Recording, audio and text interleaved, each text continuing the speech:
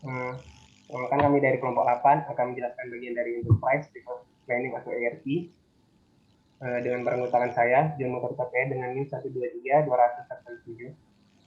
Saya Andita Ayusa Fitri dengan NIM 123-200-118.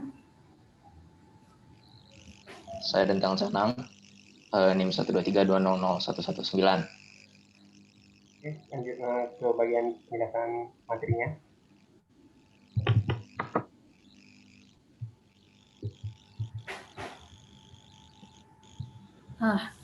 Oke, yang pertama, Enterprise Resource Planning atau ERP, yaitu software produk sistem informasi yang terintegrasi secara penuh yang menjangkau atau menangani fungsi-fungsi bisnis yang mendasar yang diperlukan oleh perusahaan besar. Kemudian, sistem ERP adalah sebuah aplikasi yang dapat mendukung transaksi atau operasi sehari-hari yang berhubungan dengan pengelolaan sumber daya sebuah perusahaan seperti dana, manusia, mesin, suku cadang, waktu, material, dan kapasitas. Sistem ERP dibagi atas beberapa subsistem, yaitu sistem finansial, sistem distribusi, sistem manufaktur, sistem maintenance, dan sistem human resource. Ya, di sini ada perkembangan ERP. Yang pertama tahun 1960. Pada tahun ini, konsep ini hanya diterapkan pada manajemen inventaris dan kontrol di sektor manufaktur. Pengembang software membuat program untuk memantau inventaris, merekonsiliasi saldo, dan melaporkan status. Kemudian pada tahun 1970, program ini berevolusi menjadi Material Requirement Planning atau MRP untuk penjadwalan proses produksi.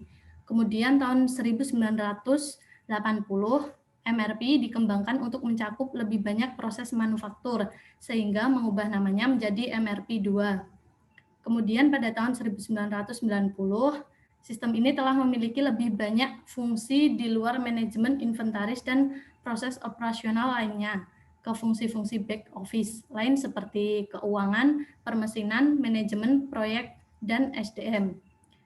Kemudian pada tahun 1998, NetSuite didirikan dengan tujuan menciptakan sistem yang dapat digunakan di seluruh perusahaan dan bisa dioperasikan melalui internet. Yang terakhir tahun 2000-an, yaitu Gartner Group kembali mengembangkan ERP dengan mengeluarkan ERP 2 berbasis cloud keluaran pertama. Selanjutnya, industri apa saja yang dapat menggunakan ERP? Yang pertama, jasa dan konsultasi seperti asuransi, teknologi, dan layanan keuangan. Kemudian pendidikan, transportasi, retail, grosir dan supermarket, real estate, konstruksi, proyek dan pembangunan infrastruktur, kemudian makanan dan minuman, pariwisata seperti restoran, perhotelan atau penginapan, kesehatan seperti rumah sakit dan manufaktur obat-obatan, pertambangan, perkebunan, ekspor-impor karena membutuhkan IT inventory untuk kawasan berikat. Yang terakhir, pemerintahan untuk mengelola pembelian, pengadaan barang atau administrasi lainnya.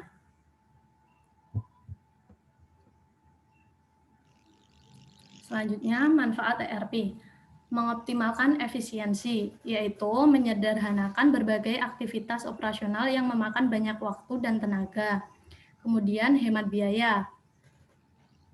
ERP juga membantu perusahaan dalam menghemat biaya operasional. Kemudian memiliki kontrol pembatasan. Kontrol pembatasan ini untuk mencegah pelanggaran data. Seluruh data disimpan dalam sistem terpusat sehingga titik akses dapat dimonitor dengan ketat dan keamanannya pun terjaga. Kemudian sebagai sumber informasi yang akurat.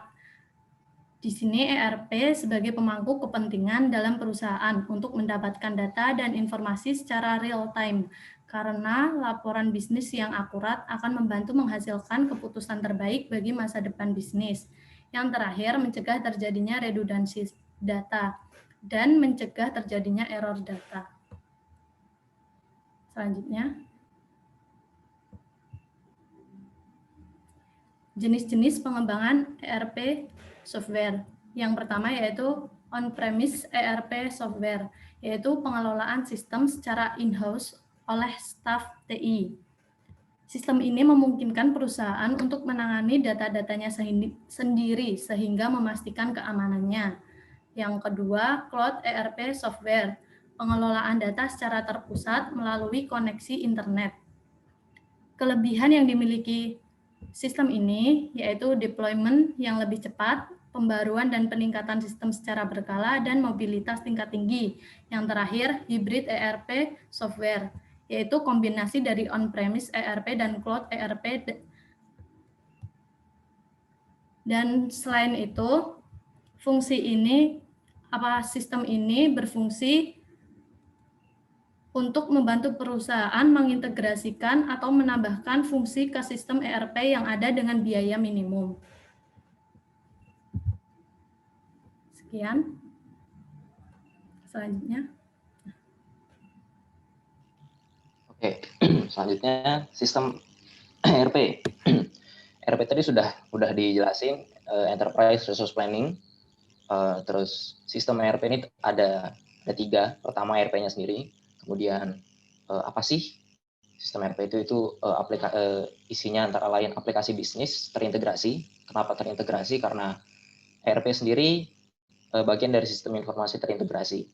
Selanjutnya sistem ERP ini punya modul-modul seperti pengendalian persediaan atau inventaris sistem, kemudian utang dagang, piutang dagang, perencanaan kebutuhan material hingga penanganan sumber daya manusia atau HR biasanya. Lanjut.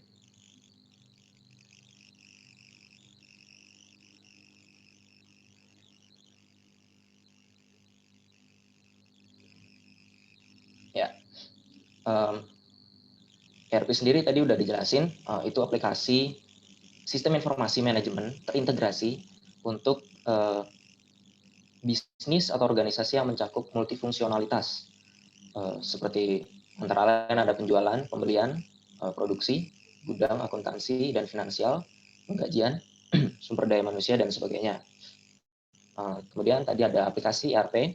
Aplikasi ERP ini jadi tulang punggung, atau tadi udah disebutkan juga jadi backbone atau back office dari sistem informasi manajemen untuk meningkatkan efisiensi operasi, bisnis, dan efektivitas pengambilan keputusan. Aplikasi ERP memiliki peran yang strategis untuk kepentingan persaingan bisnis. Next.